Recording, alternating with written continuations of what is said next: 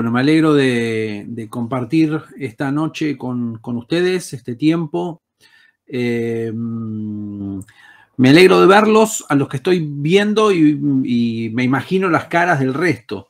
Si se animan y no son tímidos, me gustaría poder verles las caras. Yo sé que a veces cuando uno prende la cámara se complica la conexión.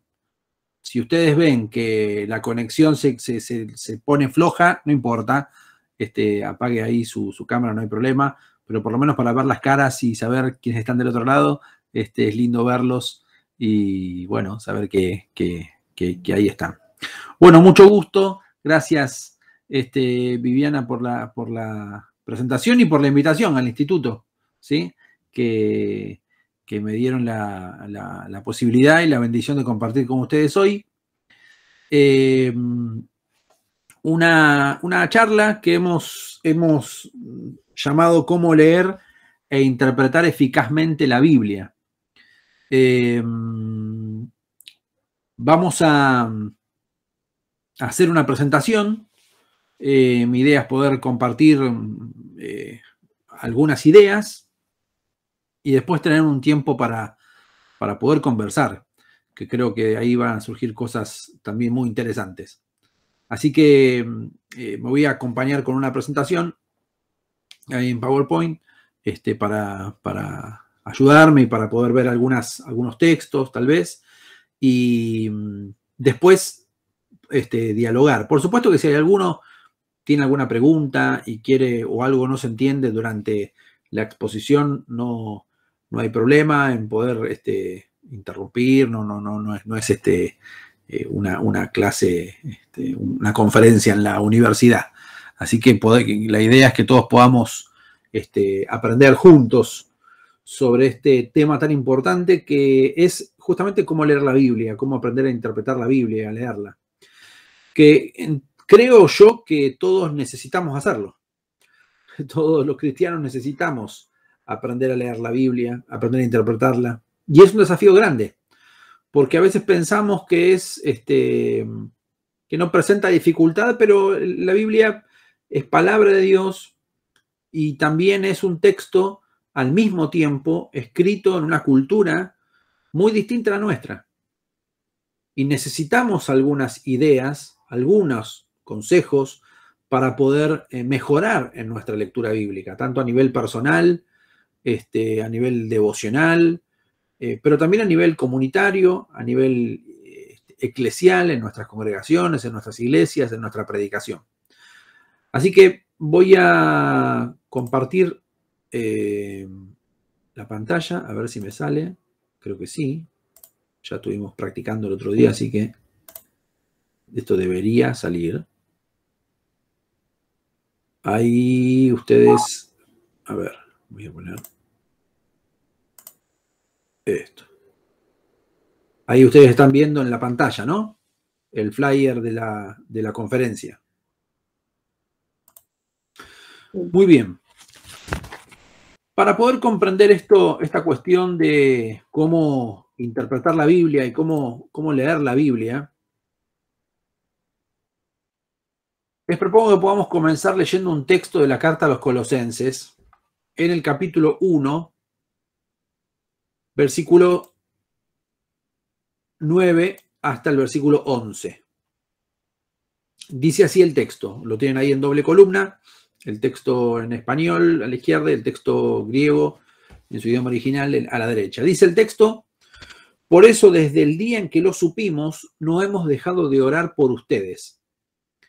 Pedimos que Dios les haga conocer plenamente su voluntad con toda sabiduría y comprensión espiritual, para que vivan de manera digna del Señor, agradándole en todo. Esto implica dar fruto en toda buena obra, crecer en el conocimiento de Dios y ser fortalecidos en todo sentido por su glorioso poder. Ustedes verán ahí en la pantalla que he marcado algunas frases, algunas palabras con colores, porque son frases que me parecen importantes resaltar. La primera es la frase conocer plenamente su voluntad. Pablo oraba por los colosenses para que ellos puedan conocer plenamente la voluntad de Dios. La segunda frase que pinté de color amarillo le suma algo, Pablo, a la oración. No solamente que puedan conocer plenamente su voluntad, sino que puedan hacerlo con sabiduría y comprensión espiritual. Porque no es suficiente, evidentemente, conocer su voluntad. Es necesario, además de conocer su voluntad, conocerla plenamente, conocerla con sabiduría y con comprensión espiritual. Pero tampoco eso es suficiente. Porque hay unas frases que están ahí pintadas de verde, que ese es el propósito último al momento de leer la Biblia. Dice, para que vivan de manera digna del Señor. Si nos dedicamos a leer e interpretar la Biblia, no es simplemente por una cuestión meramente académica. Si nos dedicamos a leer la Biblia es porque creemos y necesitamos que haya transformación de vida. Por eso después dice, y que den fruto en toda buena obra. La lectura bíblica debe llevar transformación a la vida. Lo pongo de esta otra manera. La primera frase, conocer plenamente su voluntad. Y yo me pregunto, ¿cómo conocemos hoy plenamente la voluntad de Dios? Bueno, la conocemos a través de la revelación escrita de Dios, que es la palabra de Dios, la Biblia, las Escrituras. Si nosotros queremos conocer plenamente la voluntad de Dios, no hay mejor cosa que conocer la palabra de Dios. Conocer plenamente su voluntad. Ahora, como dijimos, eso no es suficiente. Necesitamos además toda sabiduría y comprensión espiritual. ¿Cómo se logra esto? Bueno, se logra mediante la iluminación que trae el Espíritu Santo, ¿no? No es simplemente una cuestión de conocimientos. Lamentablemente ese es uno de los grandes peligros que corremos en muchas de nuestras congregaciones. Tenemos creyentes que saben mucho de la Biblia, pero que tal vez fallamos en este punto, en la sabiduría, en la comprensión espiritual, en la iluminación del Espíritu Santo. La Biblia no es simplemente para ser conocida. No es para ganar un concurso de conocimientos bíblicos. Se trata de conocer el significado que tiene ese texto para la propia vida. Y en tercer lugar, la tercera frase, que vivan de manera digna del Señor y dar fruto en toda buena obra, tiene que ver con un compromiso de vida. Un compromiso de vida que se demuestra en buenas obras. Si no hay buenas obras, si no hay transformación de vida, si no hay una vida de manera, una vida digna del Señor y frutos, el conocimiento bíblico no es suficiente. Evidentemente hay algo que necesitamos cambiar. Esto que acabo de mencionar, y con estos tres colores, rojo, amarillo y verde, para recordar los colores del semáforo, lo vamos a poner en un cuadro, ¿sí? Que nos va a ayudar a poder comprender este proceso. Un cuadro que muestra tres momentos en nuestro acercamiento al texto bíblico. Un primer momento, que es el rojo, la columna roja, que la llamamos el tiempo del conocimiento del texto. Necesitamos conocer plenamente su voluntad. Es el tiempo en el que observamos el texto bíblico. Y es el tiempo en el que nos preguntamos o le preguntamos al texto qué es lo que el texto dice. Eso es lo que los biblistas llaman exégesis bíblica. Analizar los textos para poder afirmar lo que el texto dice, estar seguros que lo que el texto dice es esto y no otra cosa. Y no hacerle decir al texto lo que el texto no dice. Ahora, en este proceso que estamos tratando de comprender, eso solo no es suficiente. Necesitamos complementarlo con un segundo momento, que es el momento ya no del conocimiento del texto, sino de la comprensión espiritual. Así lo llamaba Pablo, esto de toda sabiduría y comprensión espiritual. Ese es el momento de la interpretación. Y ahí la pregunta, es la columna amarilla, no la del medio, la pregunta que nos hacemos ya no es qué dice el texto, sino es una pregunta que parece similar, pero es distinta, ¿eh?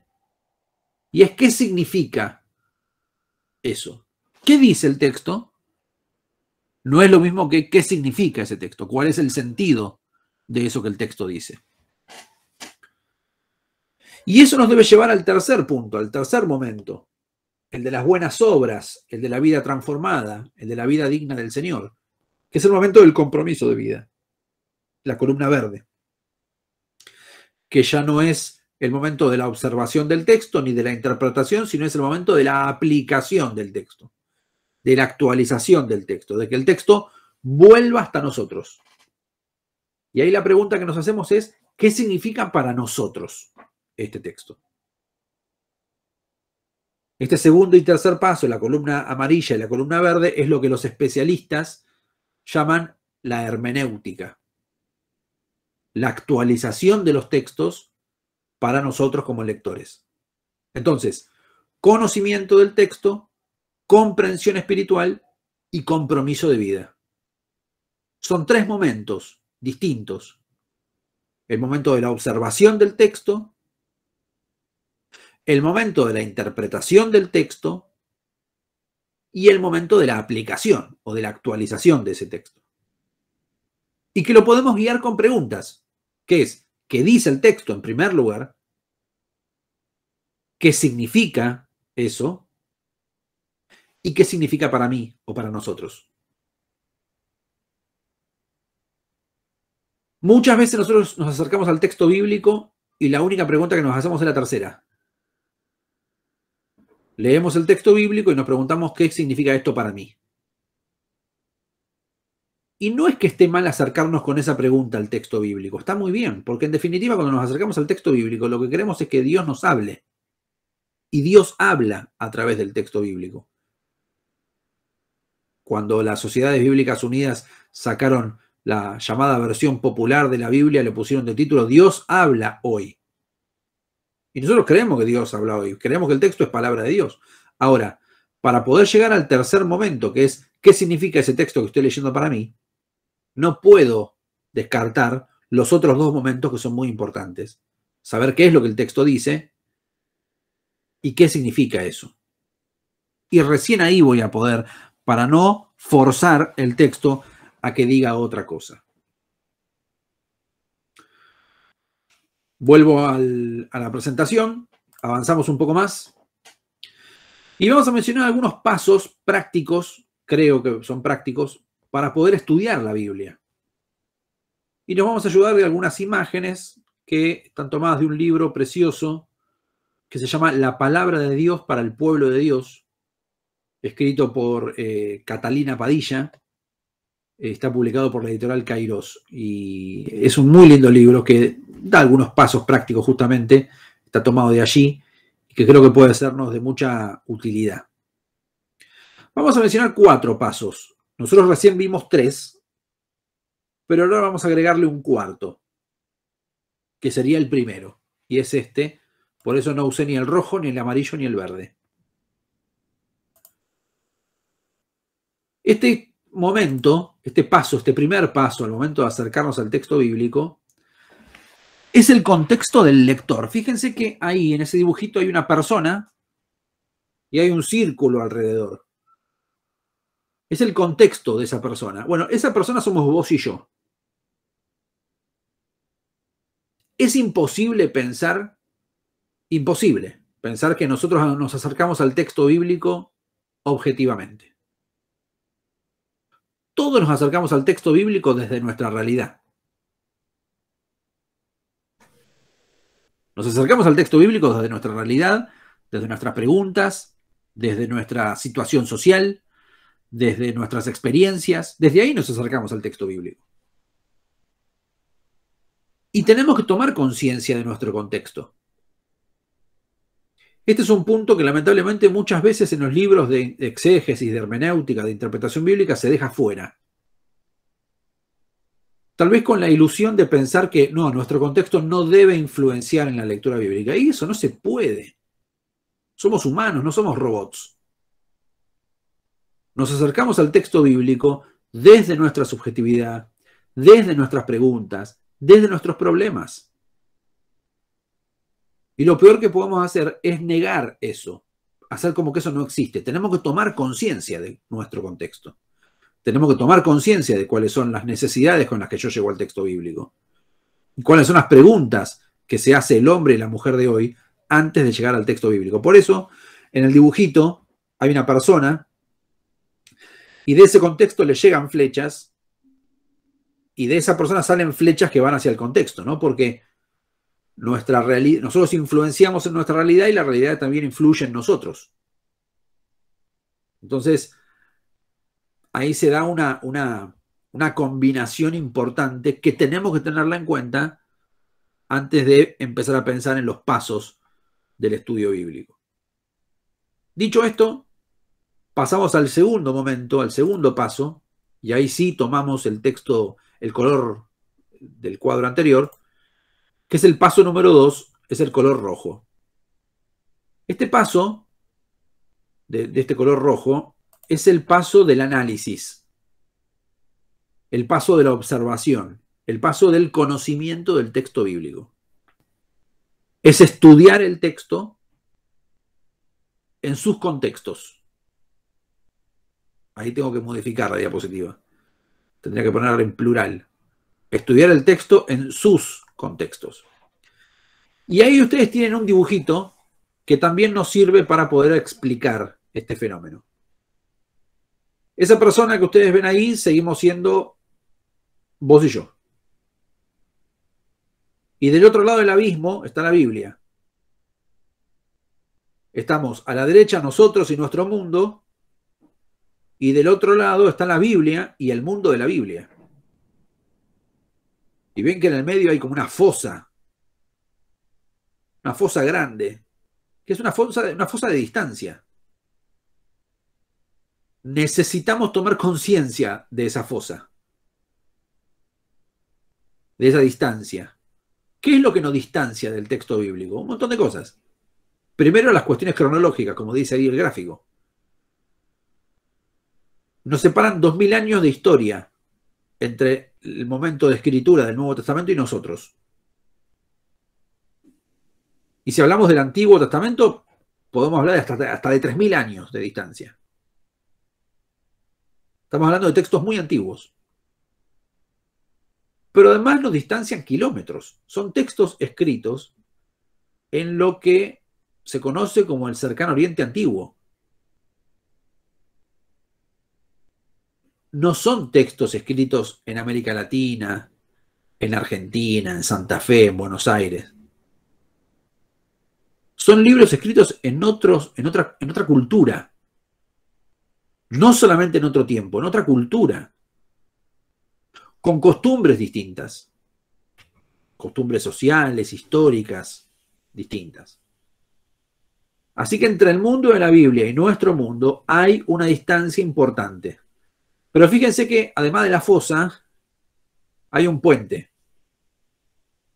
Y lo que nosotros queremos hacer con este primer punto, que es la observación y el conocimiento, es saltar ese puente, cruzar ese puente y poder viajar en el tiempo, como si nos subiéramos a la máquina del tiempo y vamos al mundo de la Biblia. Viajamos al mundo de la Biblia. Y de esa manera poder comprenderlo y poder ubicar los textos en su contexto.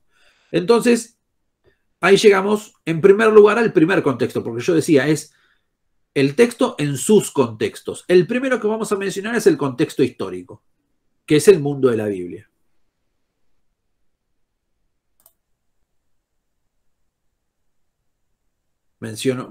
Presento los 3 puntos y vuelvo, porque así voy y vengo y los veo un poco las caras. En ese gráfico, ustedes ven que es la continuación del anterior. Estamos nosotros y nuestro contexto, que es el punto número 1, y acá llegamos, cruzamos, salimos de nuestro contexto y estamos en el paso número 2, que es el contexto de la Biblia. Estamos en el mundo de la Biblia y su contexto. Y es necesario conocer algunas cuestiones del contexto bíblico. Condiciones políticas. ¿Cuál es la situación política cuando se escriben los libros proféticos del Antiguo Testamento? ¿Cuáles eran las condiciones políticas cuando surge la apocalíptica, la literatura apocalíptica? ¿Cuáles eran las condiciones políticas cuando se escriben los evangelios o las cartas de Pablo? Hay muchísimo que se está escribiendo sobre eso. Hoy, actualmente, se investiga sobre el tema. Y cómo la política del Imperio Romano, en el caso del Nuevo Testamento, ha influido en los autores del Nuevo Testamento al momento de escribir sus textos. Las condiciones sociales. No tenemos que leer la Biblia como si la sociedad del tiempo bíblico fuera nuestra sociedad. Y además, estoy repitiendo una frase que está muy mal y que es hasta título de muchos libros. ¿Se puede hablar de la cultura o la sociedad de los tiempos bíblicos? Y no. No. ¿Por qué? Porque hay 2000 años de diferencia entre Abraham y Jesús. 2000 años de diferencia. Son distintos momentos históricos. Si yo voy a estudiar un texto de los patriarcas, no es lo mismo. La familia en tiempo patriarcal no era igual que la familia en tiempos del Nuevo Testamento. La sociedad no era igual. La política no era igual. En algunos puntos puede haber contacto, pero en otros no. La sociedad no era igual. ¿Cuál era el rol de los esclavos? ¿Cuál era el rol de la mujer? ¿Cuál era el rol de los niños? ¿Cuáles eran las clases sociales?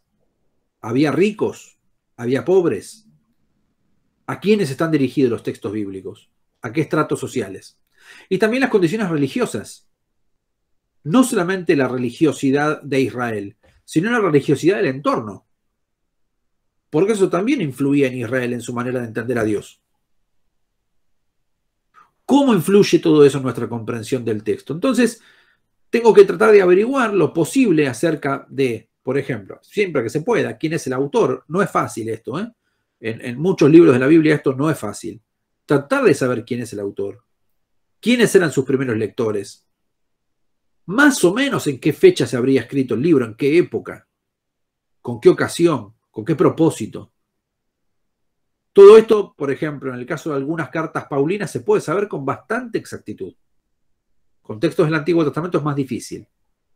Pero con algunas cartas de Pablo, se puede saber perfectamente quiénes eran los filipenses. En qué fecha se escribió la carta a los filipenses. ¿Y qué es lo que Pablo les quería transmitir a los filipenses?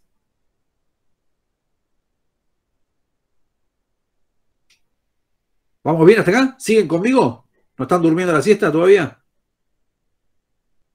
¿No? Bien.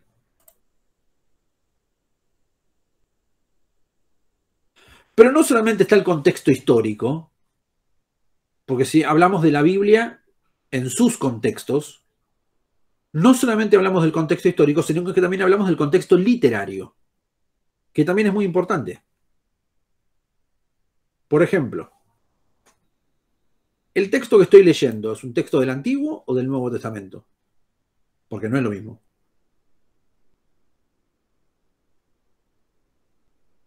No es lo mismo.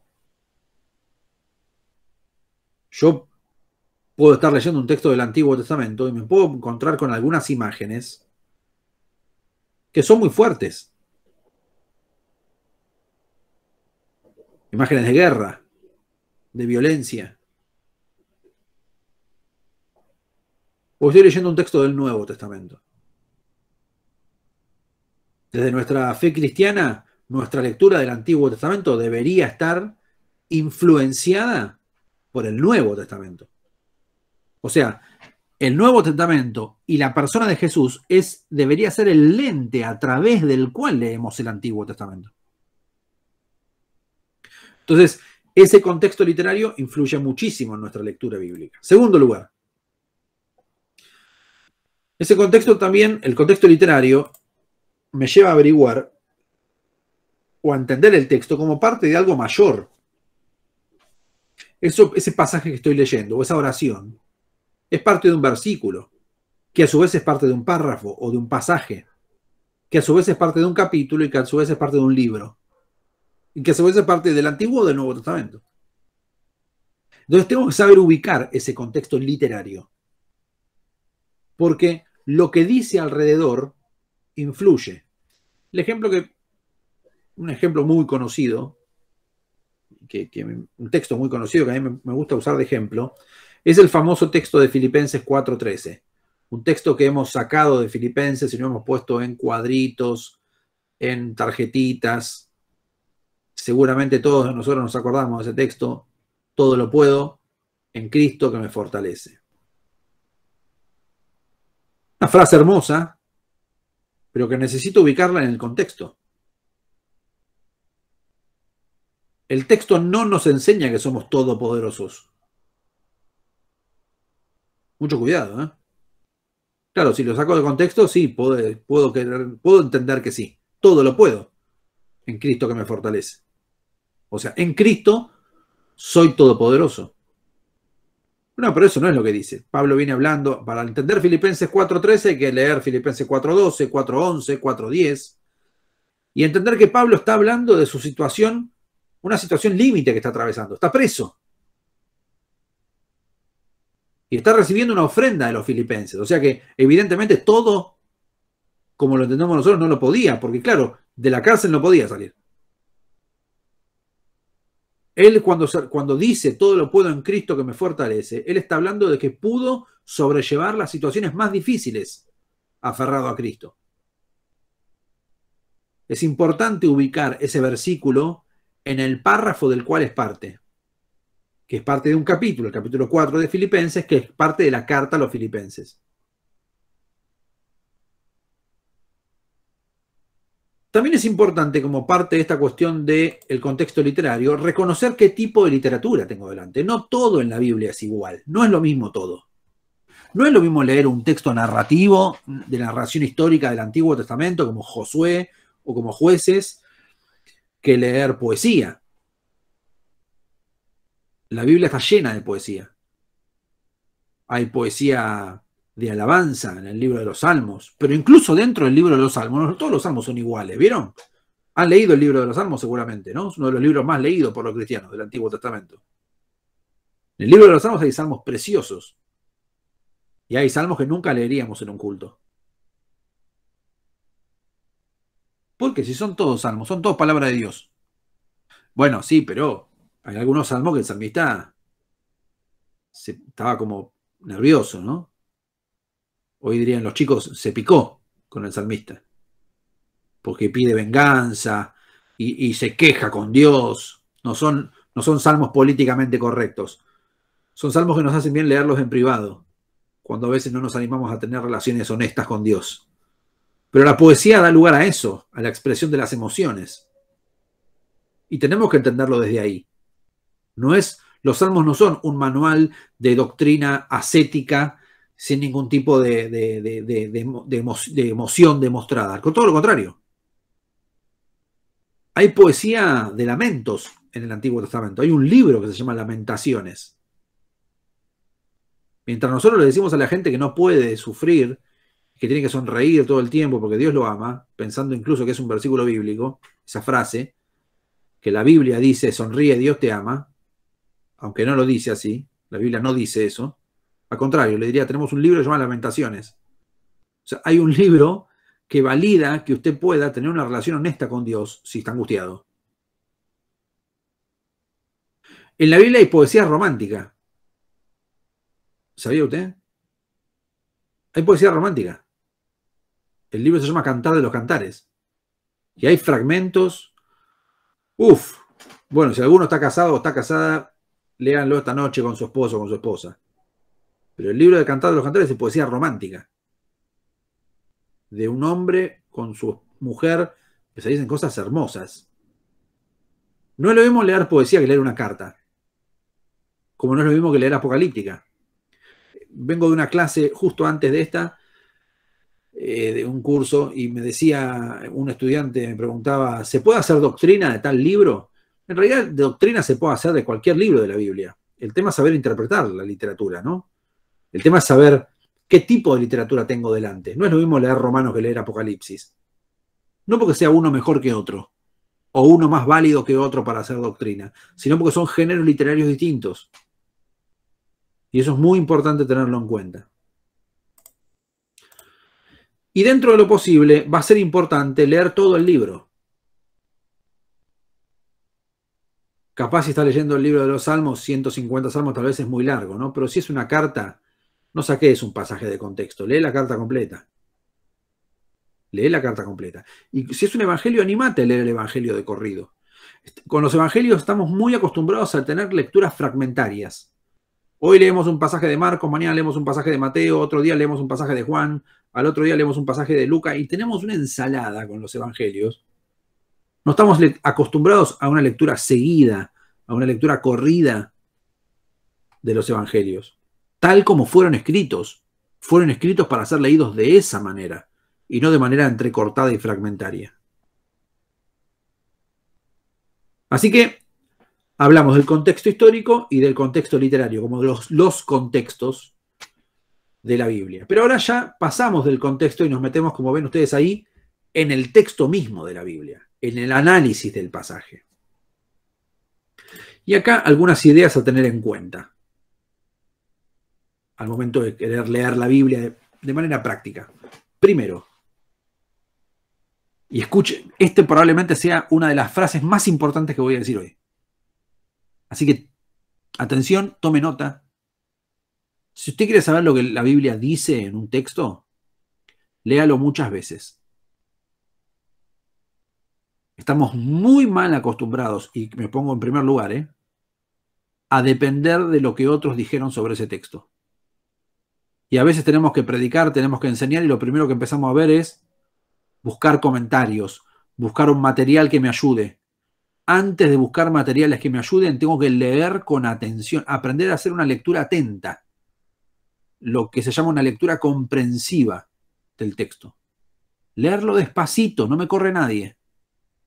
Leer el texto despacio, atentamente. No puedo nunca saber lo que un texto dice si no lo leo repetidamente y con atención. No, pero el texto es reconocido, profe. Cuanto más conocido es el texto, más atención tenemos que prestar en la lectura. ¿Sabe por qué? Porque cuando pensamos que conocemos un texto, no prestamos atención cuando lo leemos. Y a veces no sabemos si conocemos el texto, si conocemos la versión del texto de la escuelita dominical, si conocemos la versión del texto de la película que hizo Spielberg, o la película de Netflix, o la versión del texto de la novela de los brasileros. Y entonces tenemos una ensalada importante. Tenemos que leer repetidamente el pasaje, una y otra vez. Y es más, el segundo punto está vinculado con eso. Comparar versiones. Tenemos una riqueza enorme hoy con las traducciones bíblicas en español. Enorme. No la desaprovechemos. Gracias a Dios, creo, que ya hemos pasado esa época en donde discutíamos sobre cuál era la mejor y las otras son del diablo, ¿no? ¿Por qué? Porque hoy hay mucha gente que lee la Biblia en el celular y en el celular te vienen todas las versiones. Entonces, creo que las nuevas generaciones se han acostumbrado a comparar versiones. Tal vez los que somos un poquito más grandes nos cuesta un poco más. Pero animate a comparar versiones. Hay páginas en internet gratuitas que te permiten, te dan herramientas para poder comparar versiones de la Biblia, comparar traducciones. Si no entendés lo que dice la versión Reina Valera 60, comparala con otra. Yo conocí a una persona que oraba pidiéndole a Dios que le dé más concupiscencia.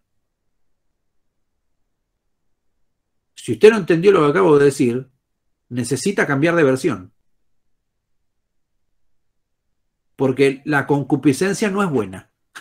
No le pida a Dios más concupiscencia, pídale menos. La concupiscencia tiene que ver con apetitos de la carne. Claro, don Casiodoro de Reina tradujo concupiscencia, ¿pero por qué? ¿Porque era malo, reina? No, porque en la época se entendía perfectamente lo que quería decir concupiscencia. El problema es que hoy no usamos nunca esa palabra. Pero como a este le sonaba medio espiritual, él cuando oraba le metía concupiscencia cada tanto. Pero necesitamos comparar versiones. Una vuelta un chico también me preguntaba, un adolescente, ¿Por qué Jesús le hablaba al desierto? ¿Cómo? Desierto, desierto os digo. No estoy contando, no estoy inventando chistes, ¿eh? Estoy contando cosas que me ocurrieron. Comparar versiones. Comparar versiones. Aprovecha ese recurso enorme. Y analizar algunas palabras clave. Hay algunas palabras que son importantes en los textos bíblicos. Algunas palabras más importantes que otras o que nos resaltan la vista. Son palabras en las que tenemos que prestar más atención. Seguimos pensando en el análisis del pasaje. Son aquí son 3 ítems que quiero compartir. De acá hablamos de definir el significado de algunas figuras literarias. La Biblia, como la Biblia habla de Dios, es inevitable el uso del lenguaje simbólico y el lenguaje metafórico. Porque como a Dios no lo vio nadie, como dice el Evangelio de Juan, necesitamos metáforas, necesitamos símbolos. Y tenemos que saber cuáles son esas figuras, porque las figuras literarias no se tienen que interpretar literalmente. Cuando los salmos dicen que Dios anda cabalgando por las nubes del cielo, no nos tenemos que imaginar que Dios es una especie de gran jinete que anda por el cielo. O cuando dice el texto bíblico que Él nos sostiene con su mano derecha, ¿cuántas manos tiene Dios? ¿Tiene 2? ¿Tiene las 2 manos derechas? ¿O tiene una mano izquierda que no le funciona tan bien como la derecha? Son maneras que han tenido los autores bíblicos para poder expresar, para poder describir a Dios con un lenguaje humano. El texto ese de Éxodo, por ejemplo, donde dice que Moisés le pedía ver el rostro, ¿se acuerdan? Y en Éxodo capítulo 33. Y Dios dice, no vas a poder ver mi rostro. Y entonces lo pone ahí en un lugar y él pasa y le ve la espalda. ¿Tiene espalda Dios? ¿Tiene espalda? ¿Cómo es la espalda de Dios? Si tiene espalda, ¿podemos hacer cosas a su espalda? No, claro, son figuras literarias. Es importante tenerlos presentes, ¿no? Una muy buena manera de saber si comprendí el significado de un texto es resumir la idea central, la idea central del pasaje en una frase, en un párrafo o en una frase. Una muy buena manera de saber, ¿entendí o no entendí? Bueno, resumí lo que dice ese pasaje que leíste en una oración, en una frase. A veces hacemos el ejercicio de ponerle un título al pasaje, que no sea el que está en la Biblia, según lo que vos entendiste de lo que habla el pasaje. Esa es una buena manera de saber si entendiste o no entendiste el texto. Y si después de hacer todo ese recorrido tenés dudas, no hay problema. Anotate las dudas y consultalas. Esta charla la estamos teniendo en el marco de un instituto bíblico. ¿Y qué mejor que capacitarte, que estudiar? Nadie nace sabiendo. Nadie nace sabiendo. Todos necesitamos crecer y aprender. Animémonos a preguntar, a consultar, a seguir aprendiendo. Nunca debemos dejar de aprender. Miren la flecha, miren el sentido de la flecha. Había salido del lector, ¿no? Del mundo del lector, el paso 1. En el paso 2 fuimos al mundo del texto bíblico, nos metimos en el texto bíblico, pero ahora la flecha pegó la vuelta como un boomerang. Porque llegamos al paso amarillo, que es el paso de la interpretación, el paso de la comprensión espiritual. Y ahora en este momento tratamos de determinar cuál es el principio espiritual del texto. Ahora que yo hice todo este análisis, ahora que yo puedo conocer lo que el texto dice y estar seguro de lo que el texto dice, ahora sí me puedo preguntar qué quiere decir. ¿Qué es lo que significa el texto que estoy leyendo? Acordate de eso, no es lo mismo saber lo que dice que lo que quiere decir. El texto dice que Jesús se encontró con un escriba y le contó una parábola de un samaritano que paró como no paraba nadie y lo ayudó a la persona que estaba herida. Eso dice el texto. ¿Qué significa? Significa que los discípulos de Jesús deben ser misericordiosos con las personas que sufren. Son dos cosas distintas. ¿Qué dice y qué significa? La comprensión espiritual tiene que ver con el qué significa. Una vez que yo tengo claro lo que el texto dice, recién ahí puedo preguntarme si sé lo que significa. Ahí lo puedo empezar a preguntar. Y ahí la flecha empieza a volver. Se dan cuenta que ahora el recorrido vuelve. Fuimos al mundo del texto bíblico y vuelve hacia nosotros. Para finalmente poder llegar al paso número 4. Este paso 4 es el paso de la actualización. Es el paso del compromiso con el texto bíblico. Y fíjense que ahora la flecha hizo todo el recorrido y llegó al punto original, al punto de inicio. Ahora es el momento, en el punto verde, en el punto del compromiso, de la actualización del texto, de saber cuál es el mensaje que Dios me quiere comunicar a mí y a nosotros como comunidad. Y de qué manera yo voy a responder de manera obediente, de manera comprometida con ese desafío que Dios me da en su palabra. Ahora sí es el momento de preguntarme, ¿y esto qué significa para mí? ¿Y esto qué significa para nosotros hoy?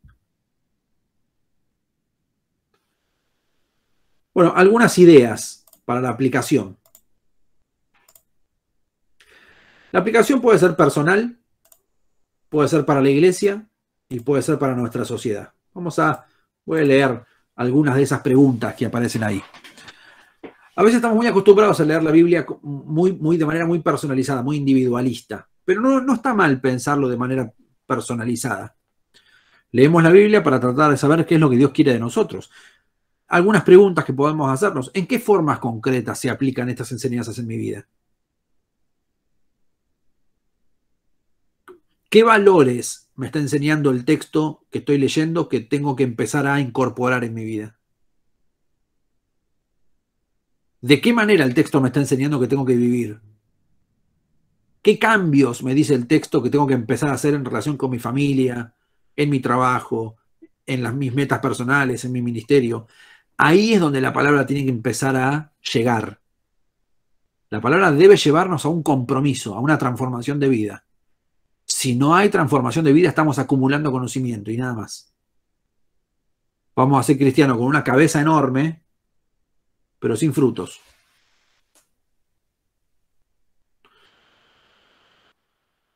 La segunda área de aplicación puede ser a nivel congregacional. Podemos preguntarnos qué nos dice a nosotros como iglesias. ¿Qué es lo que espera Dios de su pueblo, de su iglesia, en esta iglesia a la que yo pertenezco, ahora que estoy leyendo este texto bíblico en comunidad? ¿A qué necesidades de nuestra iglesia? ¿A qué conflictos o a qué problemas de nuestra iglesia? Yo sé que en sus iglesias seguramente no hay problemas ni conflictos, pero piensen en alguna iglesia que tenga conflictos y problemas. ¿A qué necesidades o qué conflictos responde? ¿Qué soluciones nos provee el texto bíblico? ¿Y cuáles son nuestras responsabilidades frente a esas soluciones? ¿No? Porque no es que la cosa se resuelve mágicamente. Y en tercer lugar, para nuestra sociedad, la palabra de Dios es palabra de Dios para los creyentes y para los no creyentes también. Para la sociedad en la que vivimos también hay palabra de Dios. ¿Qué mensaje profético tiene Dios para nuestra sociedad? Profético en el mejor sentido, no profético de el que mira al futuro. Profético en el sentido de una palabra de Dios para la sociedad en la que vivimos. ¿A qué necesidades, a qué preguntas del hombre y de la mujer de hoy el texto apunta y da respuestas? Si estoy leyendo un texto que trae respuestas para el hombre y para la mujer de hoy, está muy bueno darnos cuenta de eso, para poder compartirlo con otros.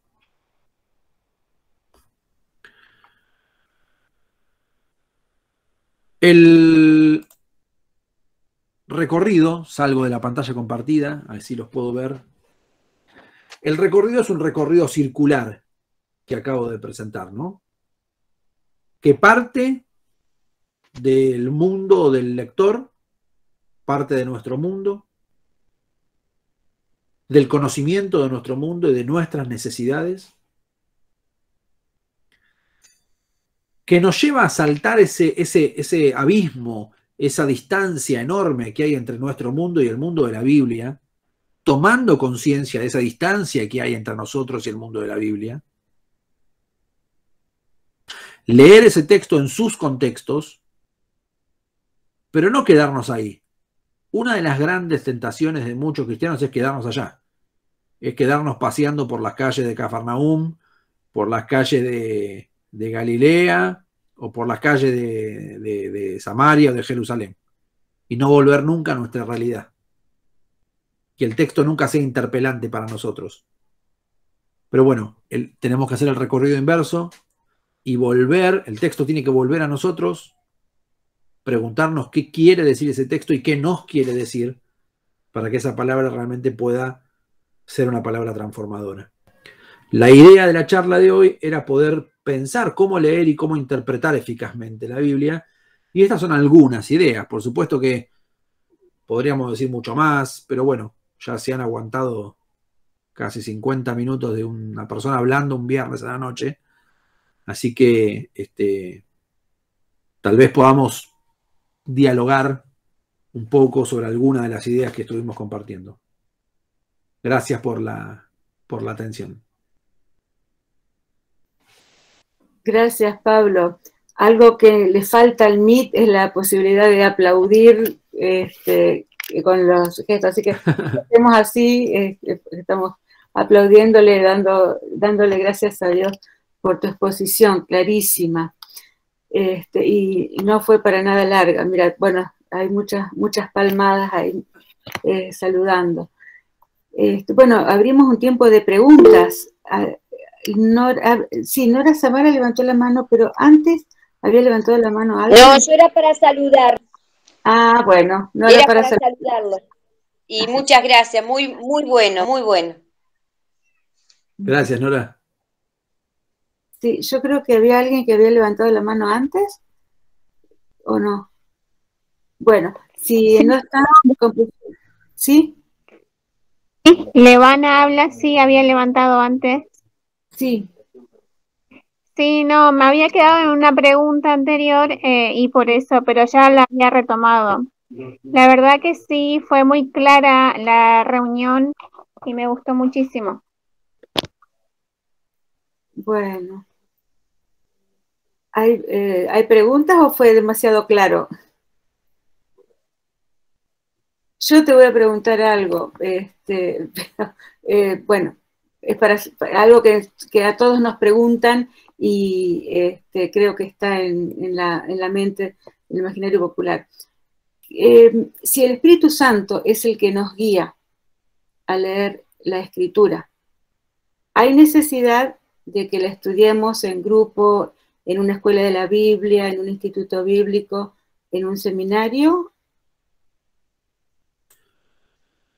Yo creo que para que Dios puede hablar a cualquier persona como Él quiere, siempre, ¿no? Nosotros no podemos limitar a Dios a que hable como nosotros pensamos que puede hablar. Ahora, creo que es importante, primero, no tener una lectura individualista de la Biblia, pensando que mi manera de interpretarla es superior a todas las demás y que yo no necesito de otros para entenderla.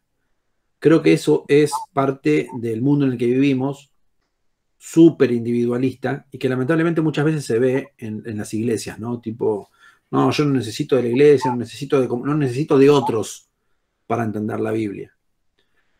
Creo que, mira, una de las experiencias más lindas que tuve en una congregación en donde yo era copastor, digamos, era que en los grupos de estudio bíblico, en la escuela bíblica que teníamos, el primero que llegaba era el pastor, y él no era maestro de la clase. Creo que en eso también los líderes tenemos mucho que aprender. Y mucho que hacer. no solamente para enseñar, sino para aprender. Creo que necesitamos de otros para aprender de la Biblia. Creo que no podemos cerrarnos a pensar que tengo el teléfono rojo de Dios y que Dios me habla a mí solo como con conexión Wi-Fi y que nadie puede poner en cuestionamiento mi manera de interpretar la Biblia. Creo que es peligrosísimo eso. Entonces creo que necesitamos de otros. Y creo que la formación en un instituto bíblico, no creo que sea una condición para todos. No creo que todos los cristianos del mundo tengan que pasar por un instituto bíblico. Pero creo que sí es muy bueno para poder crecer en madurez y para poder crecer también en herramientas ministeriales. Nos dediquemos al ministerio que nos dediquemos. Porque claro, no podemos pretender que las iglesias locales tengan una formación de instituto bíblico. O sea, la mayoría de las congregaciones evangélicas en Argentina son congregaciones pequeñas. Por eso el rol de los institutos bíblicos y de los seminarios es tan importante. Porque pueden suplir justamente una necesidad que muchas veces está en las iglesias, de hermanos y hermanas que quieren saber más, que quieren profundizar más, y que estos espacios de los institutos bíblicos justamente son necesarios para esos. Los institutos sirven a las iglesias para acompañar la formación bíblica y teológica de la gente. Así que, por supuesto que nuestro principal maestro es el Espíritu Santo, pero eso no debería ser una excusa.